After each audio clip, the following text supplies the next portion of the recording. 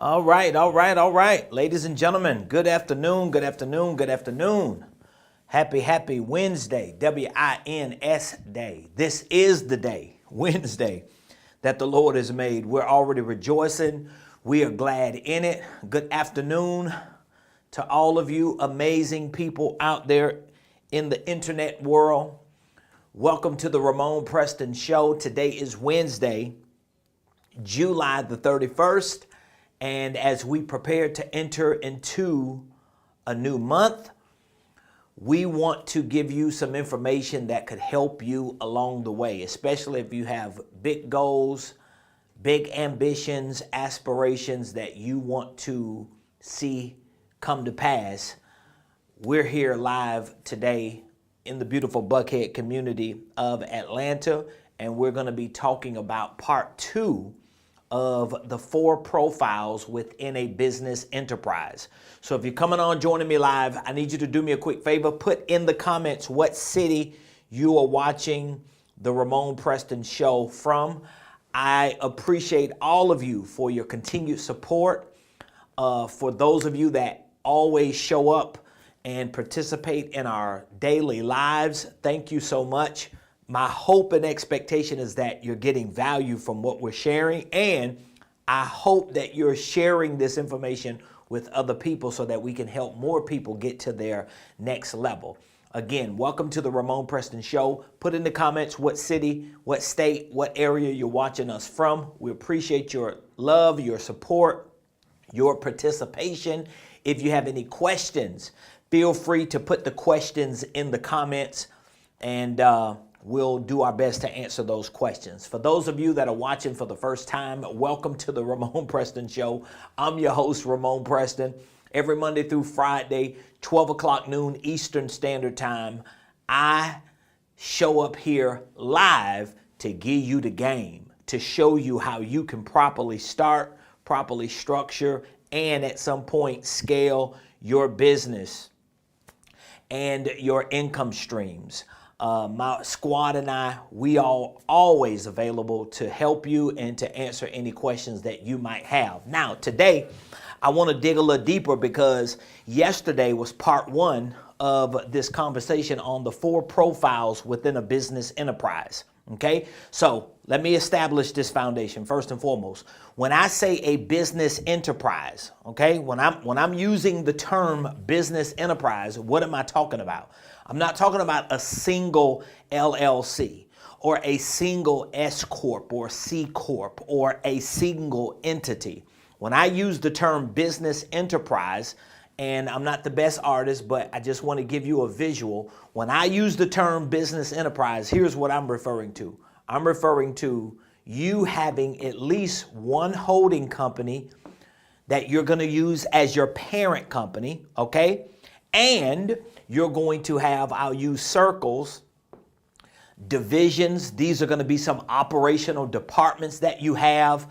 These operational divisions or departments may represent certain lines of products and services that you offer. It could be some intellectual services like consulting, coaching, or education, or anything in that capacity. And then you also have, and this represents other LLCs, and there could be other assets, stocks, bonds, intellectual property, proprietary concepts. It could be systems, processes, platforms. It could be cryptocurrency. It could be LLCs that have real estate in them. It could be equipment. It could be retirement accounts that you have self-directed under your enterprise. Whatever the assets are, we'll get into that later. My point is, a business enterprise is not one single entity. A business enterprise is an entire conglomerate of divisions and subsidiaries that you are using to increase your net worth and to build a legacy for you and for your family. Now, back to my subject, 4 profiles within a business enterprise. So these 4 profiles represent different types of people who are operating and doing certain things inside of an enterprise like this. So number 1, we have the laborer. Okay, we have the laborer. Now I'm gonna go a little deeper today and unpack some of this. We have the laborer. this is typically someone who works for a business, okay? This could be an employee, whoever it is. This is someone who works for this business enterprise. A lot of times when you are a solopreneur, you are also the laborer. Sometimes you can't outsource everything to everybody. Sometimes you're going to have to roll up them sleeves, put your big boy, big girl britches on, and do the doggone thing. It is what it is. But nevertheless, the first profile is the laborer. This is someone who works for the enterprise. Then number 2, you have the operator. This is someone who works in the enterprise. And there is a fundamental difference. Now, I'm gonna draw the red line right here for just a moment, because most solopreneurs, most entrepreneurs, most of us who are hustlers and go-getters and we willing to get out here and scrap, most entrepreneurs never get past the first 2, okay? Most entrepreneurs who have businesses, who have LLCs, who have CEO behind their name, who have cards and websites and landing pages and all this stuff about a business, most of them don't get past these 2. Most of them don't get past these 2. At best, the average entrepreneur is a laborer who works for their own business. That's why this whole concept of firing your boss is not always the best strategy. Because when you say, I'm going to fire my boss, well, a lot of times you're firing your boss, but at least your boss is guaranteeing you a paycheck every 2 weeks, right? Well, when you start working for yourself because you fired your boss, now you're the boss.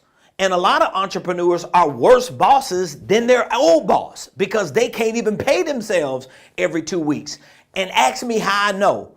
Because I've been that person who out here doing it the way I want to do it, getting up when I want to get up, going to bed when I want to go to bed, coming and going as I please, because I'm my own boss, but I could not even pay myself. And even now, it's not always the easiest thing to do to pay yourself substantially when you're building a business. Nevertheless, the laborer is someone who works for. This is the average entrepreneur.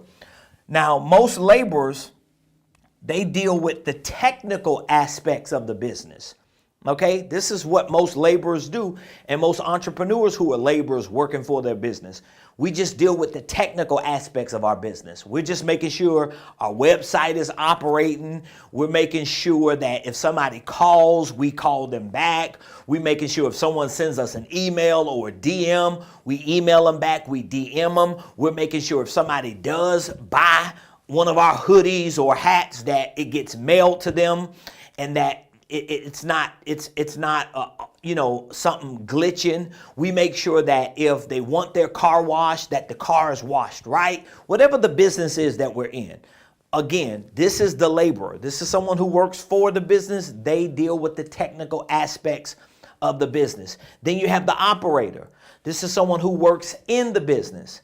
Again, it's a little different because they're not dealing with the technical aspects as much as they're dealing with the sales and marketing aspects. Now, why is this important for you if you're an entrepreneur, especially if you're a solopreneur? Because in order for you to grow and build the muscle and develop a capacity to be an owner and an investor inside or within your enterprise, you have to not only get good at the technical aspects of your business until you can afford to bring somebody else in who's good. You got to get good enough to make sure that basically whatever the product is that I sell, whatever the service is that I provide, I have to be good enough technically that my product and service can actually sell. Do you understand what I'm saying? That's why I mentioned earlier, most entrepreneurs don't get past this profile, because if you do not have a product that you can sell or a service that you can provide that's good enough for people to pay for, you really can't build a business around that. Because even if you can sell and market, you got to have something to sell and market. Now, you can either own the products and services or you can use other people's products and services. So you don't have to own them. You can always use them because somebody else can have them. All right. But my point is, the operator who works in the business, if that's you, then that operator has to be good enough at sales and marketing. So what do I mean by sales and marketing? Well, what I'm doing right now is marketing. It's a form of marketing because I'm showing up live. It's 12 o'clock noon Eastern here in Atlanta. This is the middle of the workday for me and my team. And guess what we doing? We on here live. That's marketing. I'm teaching you. I'm educating you because I've got products and services that I offer that can teach you other things about business. I can coach you. I can consult you. I can partner with you on a business or real estate deal. So I have to market myself to make myself available, to get attention. So that means I got to be the operator right now. I got to work in my business. I'm not out somewhere else doing something that I really might want to do. No, I'm here because I got to work in it. I got to operate and I got to focus on the sales and marketing aspects. So most entrepreneurs don't get past this because they never really become technical masters at the sales or at the products or services that they offer. And most entrepreneurs don't get past being operators because they never get good enough at sales and marketing. You know, I still wrestle with entrepreneurs today about marketing themselves, like just showing up on social media, posting regularly. Like if you go to any of my social media pages, my son is a full-time employee of our company, and that's all he does is post and, you know, create content and just push out videos and all types of content on a daily basis. And a lot of times I don't get no thousands of views. I don't get a whole lot of, you know, likes and responses. So what? Who cares? I still got to show up. Just because somebody don't like my post don't mean I ain't going to show up. Just because I don't get a whole lot of comments and a whole lot of views don't mean I got to keep doing it. Because somebody has to take the responsibility for this. And I understand this is a part of the growth process. Okay. So these are two of the main profiles within a business enterprise. If you're a solopreneur, you're a small business owner, you got to get as good as you possibly can. Now, the third profile is the owner. The owner. So if your name is the CEO of your company, technically, you are the third profile, but it doesn't mean practically you're the third profile, if that makes sense, okay? Because the owner should, in a perfect world, be working on the business. But in order for you to practically, not technically, but practically be the owner and fulfill this third profile to work on your business enterprise, in order for you to be able to do that practically, you really have to understand the systems and processes of your business. Because the people who you hire to work in your business and to work for your business, they need systems and processes. Do you understand what I'm saying? They need systems and processes.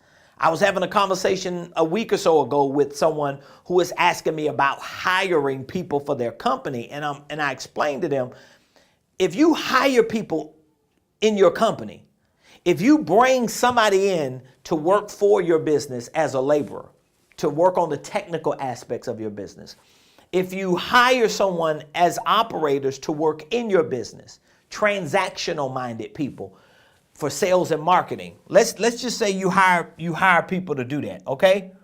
My question to them is going to be my question to you. What are their processes? What are the systems that they're going to use? So when I say their processes, what I mean is, how are you going to measure if what they're doing is working?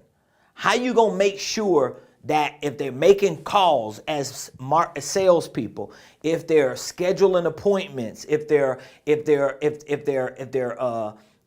closing deals, how are you going to know that if you don't have processes and systems in place? So that's one of the most important responsibilities of the third profile within a business enterprise, the owner who works on a business. A lot of times when the companies are bigger or when the enterprises are bigger, the owner is really the CEO, because the institution or the enterprise can hire someone to play that role. Most small business owners are going to be the CEO, okay? You're going to play both of those roles, but you still have to work on the business.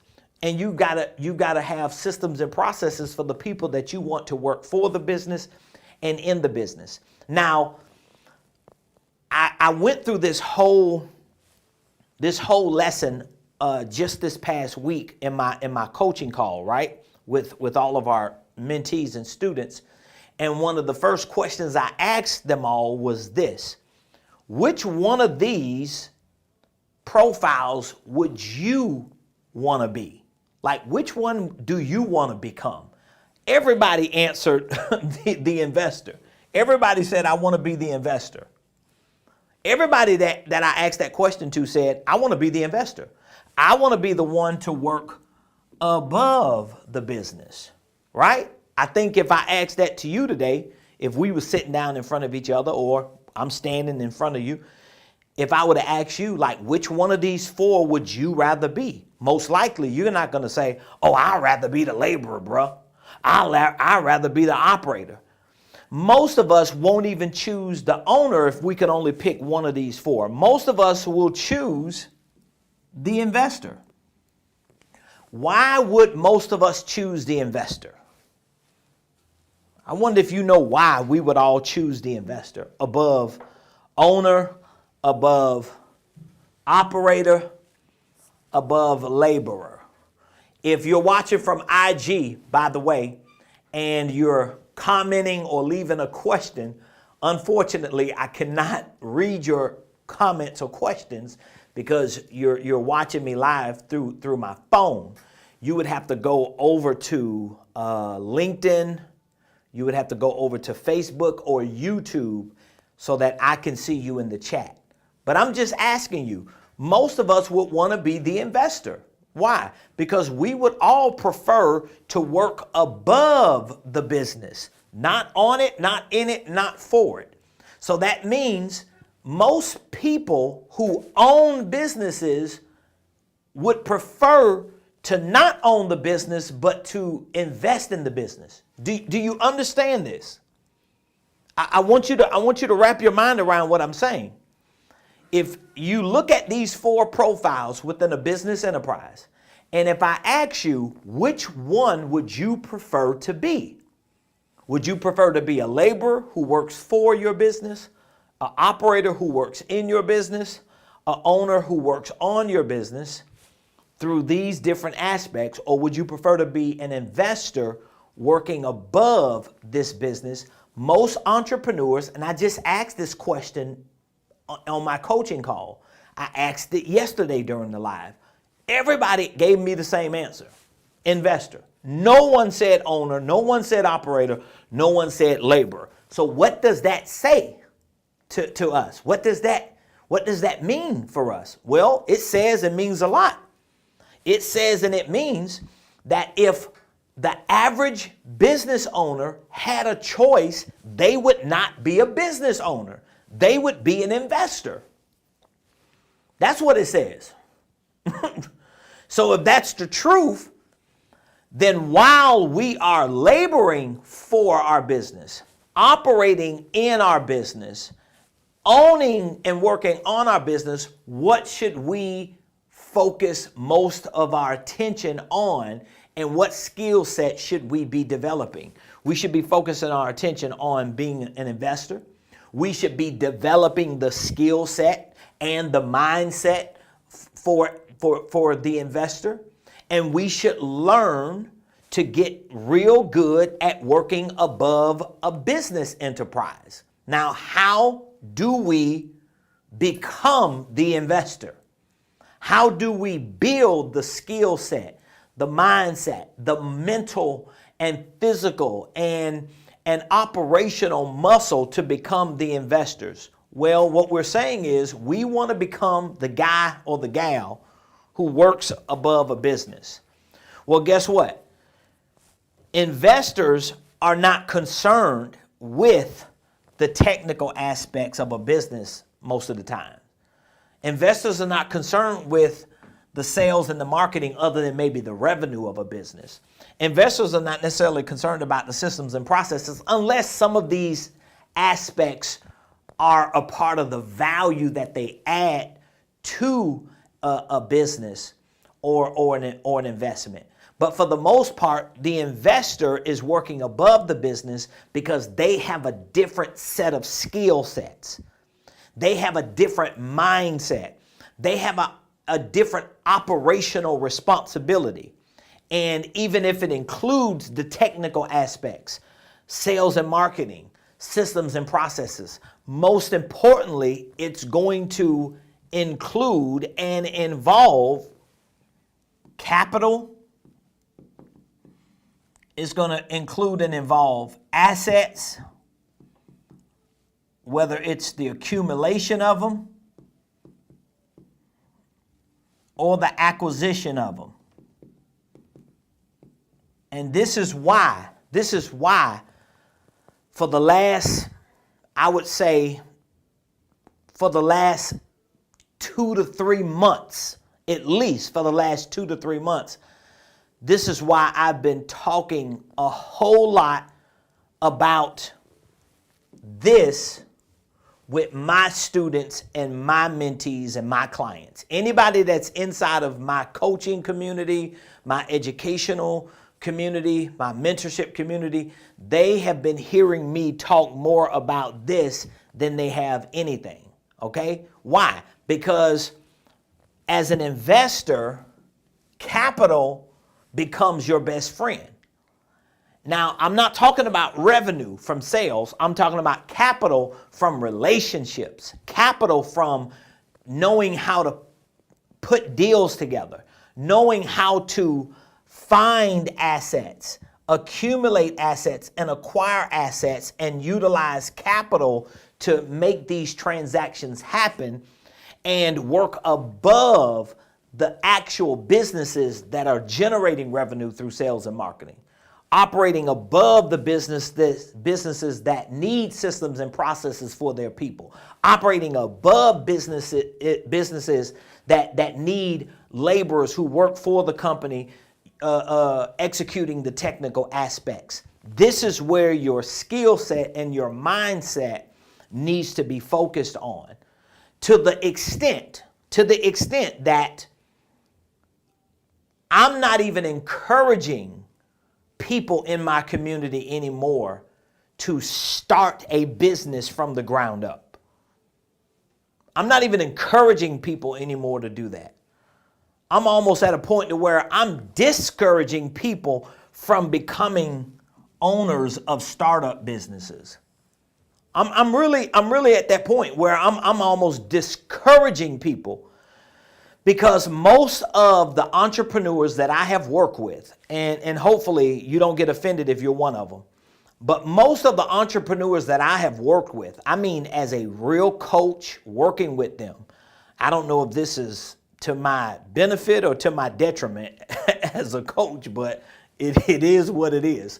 Most of the small business owners, entrepreneurs that I've worked with to help them start a new company, most of them have either failed already or already failing. And it's nothing, and again, you can hold it against me, but statistically, whether you got a coach or not, statistically, 9 out of 10 businesses fail with or without a coach. So you can blame me as a coach. You can blame whoever you want to blame. The truth is 9 out of 10 businesses fail, startup businesses. Trying to get from point 0 to point 1, 9 out of 10 of those fail. So I've gotten to a point to where I want to empower and educate and equip at least my community to learn more about being this person, having the profile of the investor, so that you can become a master at capital and assets and accumulating and acquiring assets. And if when you do, here's what typically happens. You no longer even care about owning the business. You just want to invest in the business. And because you don't care about owning it, you may not be focused on starting businesses. You're just going to invest in businesses that have already started. Do you understand what I mean? Man, this is like, I'm sharing some, at least I think it's some high level stuff that could really help accelerate you and prevent you from having a lot of hardships as an entrepreneur. Blacksmith, East Vale, California. Shout out to you. Good afternoon. Miss Lula Battle. Good afternoon. Ira. Good afternoon, my friend, my brother. A. Harmon says, I feel you. They need to come in with a business model with optimization and automation and delegation. So true. The numbers don't lie. Peaky says, can you explain why you feel the pivot from SBOs not doing startups anymore? Are you saying work from the top down? Yeah. The reason why I'm at a point to where I'm kind of discouraging entrepreneurs to start up businesses from 0 to 1 is because, again, let me break it down. If you look at these 4 profiles in a business enterprise, a laborer, operator, owner, investor, and I asked you which one would you prefer to be, you probably won't pick owner above investor. You're probably going to pick investor over owner, because in your mind, I would rather be an investor working above a business than an owner working on a business, which most business owners, they never work on the business through systems and processes. They only work in them as operators or for them as laborers. Most entrepreneurs never get to being real business owners working on systems. Do you understand what I'm saying? So that means the average person, almost everybody I ask this question to, they pick investor. So if I would rather be an investor working above my business than being an owner working on it, because I never really get to work on it, I'm always working for it and in it, then my first approach to business enterprise should not technically be to start a business that I own. It should be to invest in a business that I can work above. But in order for me to do that, it's probably going to require knowledge. Of course, it's going to require knowledge, but it's probably going to require some form of capital. It's going to require some form of capital. Now, how that capital is structured, it could be conventionally, it could be creatively, but it's going to require some form of capital, and it's going to require you having the knowledge and the skill set as well as the mindset of an investor who works above the business to know how to structure deals, how to utilize assets, how to accumulate them and acquire them so that you can be an investor. And again, if I knew this when I first got started, I wouldn't have started a business from the ground up, but I didn't know that. I mean, it's almost like me buying a property today. I'm going to buy a property before I build a property because I'm not a builder. So that's not going to be my first go-to in real estate.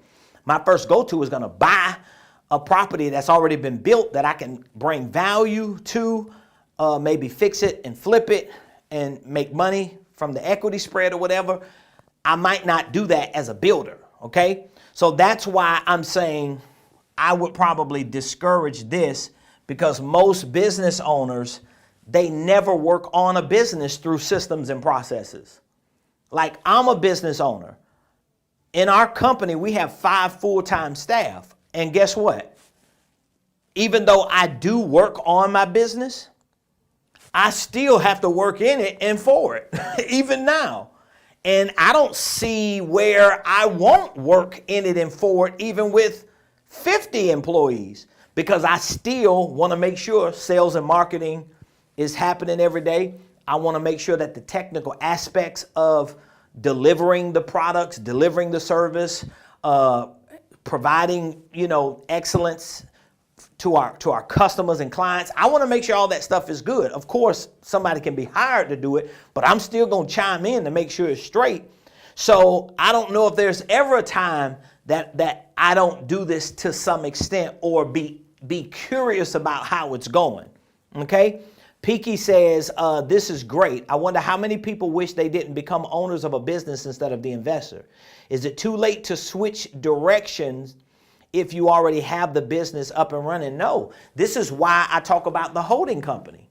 This is why I always encourage people to have their holding company, because even if you do have all these operational activities or businesses under there, if you get to a point to where you like, you know what? I ain't with this no more. I'm finna pivot out of this and I'm gonna just be this guy up here. Now I can start accumulating assets or investing in other businesses or assets that generate enough money for my business, and I stay above all that because I'm standing on top of my holding company. So it's never too late to do that.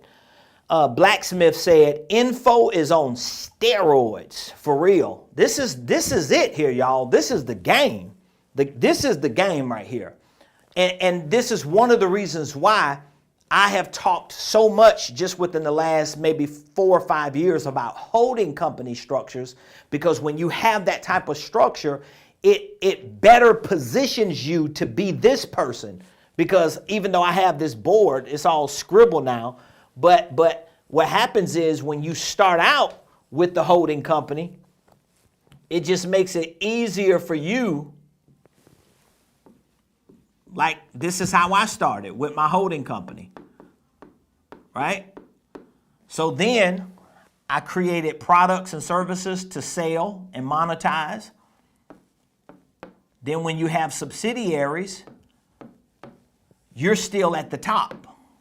You're still operating above, even though you still have to work on this stuff. You got to work in this stuff. You got to work for this stuff, but I'm still properly positioned above. So again, I'm showing up today. I'm a laborer for my company. I work for my company. I'm an operator. I deal with the technical aspects, right? I mean, we're shooting a live show. I got my computer in front of me. Ain't nobody in here like monitoring the chat but me, other than my team. They looking, but they're not sitting in the room with me right now. So that's a form of labor. Sales and marketing. I'm marketing right now, so I'm operating, right? I'm working on my business. I got systems and processes, and I'm working above. But because I'm positioned with this structure, it at least keeps my mind open to what the next best move is. So if it's something that I'm doing under here that I don't like, or I don't want to do no more, or it ain't producing results, I can scrap it. I can scrap it, and I'm already up here. So I just pivot into what's the next thing? What is the next thing? And all I'm saying is, when you're operating from above, you are becoming a different person. Your focus is different. Your focus is on capital. Your focus is on asset accumulation, asset acquisitions. That's what your focus is going to be on. Let's see here. Blacksmith question is, will you deep dive on raising capital as an investor above your business? Yeah, raising capital, well, raising capital is just going to depend on raising capital is going to depend on what type of assets are you looking to acquire. So, for example, we actually have a company called RP Capital. And so here I am, and let me just make it easy so I can kind of explain this. I have my holding company, Ramon Preston Enterprises. I have a subsidiary called RP Capital, right? And what we do, whether it's directly through this entity or indirectly through this entity, what we do is we acquire businesses and we acquire real estate. See there? So we acquire businesses and we acquire real estate. So either we're doing it through RP Capital or either we're doing it directly through Ramon Preston Enterprises. If we are acquiring, which this is not accurate because if we're acquiring a business, that business will be through our Ramon Preston Enterprises. But remember that business is going to be in a LLC. So that means the LLC will be owned by my holding company. If we acquire a piece of real estate, we may acquire that real estate through RP Capital, and that real estate will be in an LLC as well. So it will be owned by RP Capital, which is owned by RP Enterprises. But either way, RP Capital is the company that we typically use to raise capital. So I'm really going the long way to answer your question. So now it depends on how we are acquiring assets that will determine how we're going to raise capital. Because you're asking me, will you deep dive on raising capital as an investor above my business? So if I'm raising capital for real estate acquisitions, if it's a single family acquisition, most likely I'm raising private money capital. So I'm raising capital from a private money lender because it may just be a single person who lends money on a single property if it's a single family, right? Now, if it's a large commercial property, like something we're looking at now, which is a larger commercial property, we would raise capital, but it wouldn't just be a single private money lender. It would actually be a syndication, which would end up having to be another entity that we set up, whether it's an LLC or some other entity, depending on what the attorney decides. But it would be made up of multiple lenders, or at this point they are partners because they're all a part of that syndication. And RP Capital will be the manager of that syndication, which will hold the actual asset that we purchase. And then again, if you go past syndications, you're going to get into crowdfunding. But either way, raising capital is going to have to do with what am I acquiring. So if I'm acquiring a single family home, I can just have a private money lender. If I'm acquiring a larger property like a plaza or some type of office complex or multifamily property, most likely if I've already found the property, it's going to be a syndication. If I haven't found the property, but I have enough people who trust and believe in me and they know me enough to know I know what I'm doing, maybe you can just put a open-ended, like a blind fund together, and you can raise the capital, and then you can go out there and start finding properties that meet your acquisition criteria.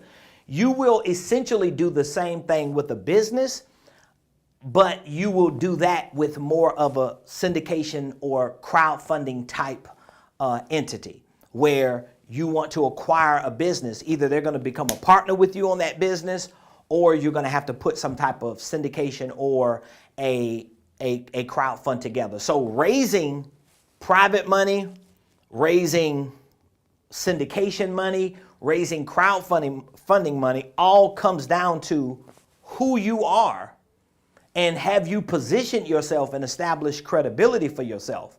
Like that's what I've been doing for the last 5 or 6 years. Even though my wife and I, we've been entrepreneurs for the entire time we've been married, almost 21 years. But all of the work that we did from the time we got married up until just 2018, 2019, everything we did up until that point, we did it through other people's entities. We did it through other people's investment portfolios or other people's decision making, controlling, right? So that means we couldn't really use that as our own personal credibility because it wasn't on the profit and loss sheet of our company. It was just us telling people that we work with entrepreneurs, we work with business owners, we work with property managers, we work with investors and developers, but that was their win. It wasn't information that we were able to disclose because it wasn't our company's, even if we got a little piece of the pie. So it's just been the last 5 or 6 years that we had to reorganize our business enterprise, reposition ourselves to stand at the top and say, no, we need all roads to lead to us because we want our own credibility because nobody's vouching for us. It's not like all the people we've made millions of dollars for and all we were getting was just crumbs. It's not like all of them have circled back around to say, we're going to vouch for you. Like they got their own thing. We got paid commissions or consulting fees and they got their money and that was that. So now we have to establish that. So all of this capital raising comes down to how you position yourself and can you establish credibility. So as I said, just within the last couple of years, this is one of the reasons why we launched RP Capital ourselves and why we went back into the single family space that we used to be in. But again, we were in that with other investors who their name was on everything. Their money was up. It was their credibility. It was to their credit. We were just underwriting it, brokering it, consulting on it, helping to make sure that it was getting done, fixed, flipped, rented, managed, and all that. So we had to reposition ourselves to say, let's establish ourselves. Let's get credibility for ourselves. Let's do enough deals so that we have our own HUD settlement statements. Let's acquire enough businesses so people can see we have our own operation through a holding company. So when we are raising capital for these types of syndications or funds, we have the credibility because we already work with private money lenders on single deals. We've done enough business transactions where we can use all that, pool that together to establish ourselves as more credible. So raising capital is multi-layered, and it's really going to have a lot to do with what do you want to acquire, and once you decide what you want to acquire, it's just about putting a strategy together around it. Let's see here. I hope I answered your question, by the way. Peaky said, I'm also a part of your enterprise email list. I was so surprised when I seen RP Capital. You really are building a conglomerate. Thank you. I appreciate that. He says, that's the game. Just can't become a Jay Morrison, though. Exactly. I know what you're saying. Well, I don't even know what to say about that, man. Yeah. We here in Atlanta, we used to be in the same building together, right here in Buckhead. And, my reputation and at the end of the day, man, it's like the proof is in the pudding. You could talk all that talk you want to on the internet, but if you do not have proof, you understand what I mean? Like if you don't have proof, meaning that everything that I talk about, I'm doing.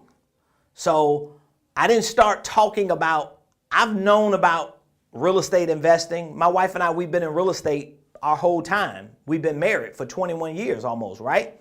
She's been a licensed agent. I started out as a handyman. We became like masters at underwriting deals, consulting other investors, all in the early 2000s, coming up after the recession.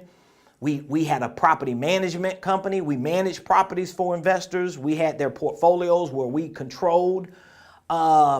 We fixed and flipped properties, but again, none of this that we did was under my name or my wife's name or our company name. It was other investors that had their own companies. We were just coming in making sure we quarterback the deal. We might have got a commission, consulting fee. We might have did the contract work. We might have helped them underwrite it to find the deal. We might have managed the property, but none of that is on us. So all those years, I didn't feel good to like market myself as this premier investor, because I knew it wasn't me actually doing it. It was someone else doing it. I was just assisting them. That's all I was basically doing. My wife and I, we were assisting them. So I'm a very straightforward person with myself. I keep it real with myself. So once we decided that a part of our goal was to build a fund, a syndication, and to really create a conglomerate of a community of people who could really have passive income and build wealth together. Once we decided that, the first thing I did, like I always do, was I sat down with my lawyer, who is an SEC attorney, and we put a plan together. So I don't, like your boy and many others that have flopped, I think a lot of times they flop and they fail because they don't practice what they preach. So what did I do? I said, okay, before I start talking about a syndication and trying to get people to pour hundreds of thousands of dollars in a deal that's massive, here's what I'm going to do. I'm going to go back to what I know I could do in my sleep. I said, I'm going to do single family. I'm going to go back to fixing and flipping. I didn't want to. I'm going to go back to getting out here in these real estate streets. I'm going to acquire real estate. I'm going to buy it. I'm going to fix it and flip it. That's what I love to do. And guess what I started doing? I started fixing and flipping. So now I've got HUD settlement statements. I got receipts to show I'm doing these deals. My name is on these deals. You get what I'm saying? Like, my money and my name is on this. So I know it's real. I know it's happening. And again, I sat down with a trusted advisor and a friend and an attorney, and we put a plan together. So we already had a certain dollar amount that we said I wanted to cross as a threshold, fixing and flipping single family properties, working with some private money lenders. So once I got a couple under my belt, guess what I did? I started pulling in some private money lenders, giving them an opportunity to experience, if I invest this, once you fix it and flip it, I get this back. Now I've got private money lenders who have a testimonial that they've made money with me. They've been a part of real deals. They've gone to these properties and looked at them. This is how you establish yourself.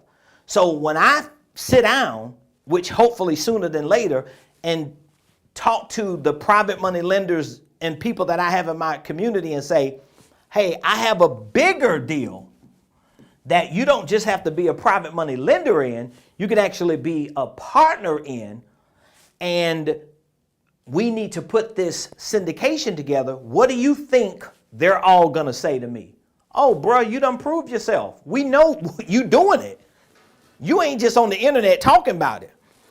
So a lot of these guys and gals, and maybe the one you talking about, they just talking, bro. They not proving it. So you got to prove this stuff, and you got to show it, and you should hold yourself accountable. So I think for me, I'm holding myself accountable to say, even though I want to do a syndication today, even though I want to have a crowd fund today, I'm going to hold myself accountable and say, I'm going to prove myself first, then I'm going to get there. Unless just a golden opportunity presents itself, then I'll just pull in a mentor, somebody who's already done it. But the low-hanging fruit is what I know I've done multiple times because we've worked with so many investors. We just didn't get the credit for it. And that's how you build your credibility, and that's how you raise capital and acquire assets, whether it's business or real estate. So I hope I answered y'all question. It's almost 1 o'clock, y'all. You know when you get me started, I don't know how to stop. But I hope it was valuable for y'all today just to see where your mindset, your skill set should be focused on to operate above your business enterprise. Peaky said, that's the game, just can't become. Yep. Thank you for that $1 million information. He says, you ain't lying. In the words of former Migos, you got to walk it like you talk it. Last question from Peaky. Do you think a business trust fits anywhere in this equation with building capital? A business trust, are you referring to just like a regular trust? I mean, I know people who have them. Yeah, I mean, it could work. If I understand what you're talking about, if you're talking about a actual trust, like a trust, like a trust fund or a land trust or revocable trust, yeah, I mean, I don't know if you have a trust or not. I don't know if that's not going to have any bearing on you raising capital. Because raising capital is going to come down to people trusting you, not you having a trust, but people trusting you, not you having an actual entity's trust, but people trusting you, knowing you, and you have the receipts and credibility to prove that what you're doing, you know what you're doing, and you have proof of that. And if they ask you or call you to the carpet on that, you have to be able to show them. Like me and my attorney, we just sat down, Monday? No, it was one day last week. Like we regularly do. This is one attorney that I work with. And we had a conference call. We was on Zoom. And I appreciate that because I was giving him an update on where I am because of the goal that I have, right? Which I just explained. And he's, and I'm explaining to him what I did from last year to now, when we launched RP Capital in August of 2023, I was explaining to him where I am. Now, if I'm telling him something and I'm lying, what if he asks me, show me your HUD settlement statement so I can know this is what you did bring in? If I can't show him that, I'm capping. You know what I'm saying?